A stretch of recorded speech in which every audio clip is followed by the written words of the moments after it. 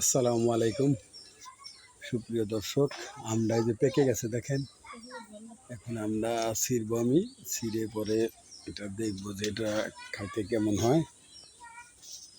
ঠিক আছে, বিসমিল্লাহির রহমানির রহিম। ইয়া আল্লাহ, তোমার এই সুন্দর নিয়ামত, এত সুন্দর একটা ফল আমার কাছে ধরছে, আপনাকে লাখ কোটি শুকরিয়া। বিসমিল্লাহ। আমটা ছিঁড়ে ফেললাম অবশেষে। এই দেখুন, এই যে আমটা কত সুন্দর কালার হয়েছে। এখন আমরা কেটে দেখবো আসলে এর ভিতরে কিরকম। আপনারা দেখতে থাকুন।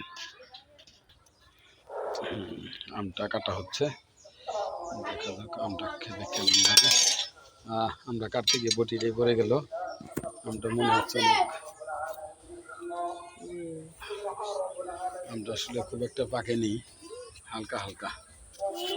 আম যদিও কাঁচাই খাওয়া যায়, কাঁচাই মিষ্টি লাগে, বাট খুব পাকেনি, এটা হালকা লাল হয়েছে। দেখতে পাচ্ছেন আমটা আসলে অনেক বড়, প্রায় নিয়ে হাফ কেজি হবে। এই তো আমটা লাল হয়েছে, দেখতে পাচ্ছেন। আসলে আগামীকাল খেলে বোধহয় ভালো মতো খাওয়া যেত। হয়তো আমটা আগামীকাল খেলে ভালো মতো খাওয়া যেত। ওই নিচের দিকে ভালো মতো পেকেছে, বাট উপরের দিকে ভালো মতো পাকে নাই।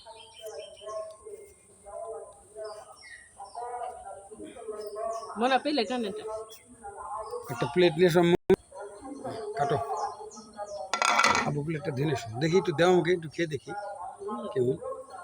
দাও। আসলে আমটা অনেক টেস্টফুল হবে আশা করি, কারণ আগেরগুলো পেকেছিল, ওগুলো খুব ভালো লাগছে খেতে। আজকেও মনে হচ্ছে অনেক টেস্ট হবে। আর একটা আম রয়ে গেছে, যদিও ওই যে আর একটা আম রয়ে গেছে, ওটা আবার হয়তো আগামী সপ্তাহে খাওয়া যাবে। কাটো। বাহ, ফাইন, ভিতরে লাল হয়েছে। এখন খেয়ে দেখতে হবে যে আসলে এটা খাইতে কেমন লাগে।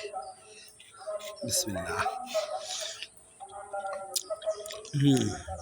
অনেক টেস্ট, আমটা অনেক মিষ্টি। আমি একটু খেয়ে দেখলাম, অনেক মিষ্টি। ধন্যবাদ সবাইকে। অনেক টেস্ট,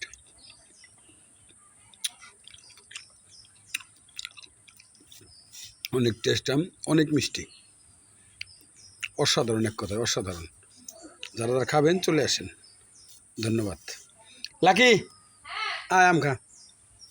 আচ্ছা, ভালো থাকবেন সবাই।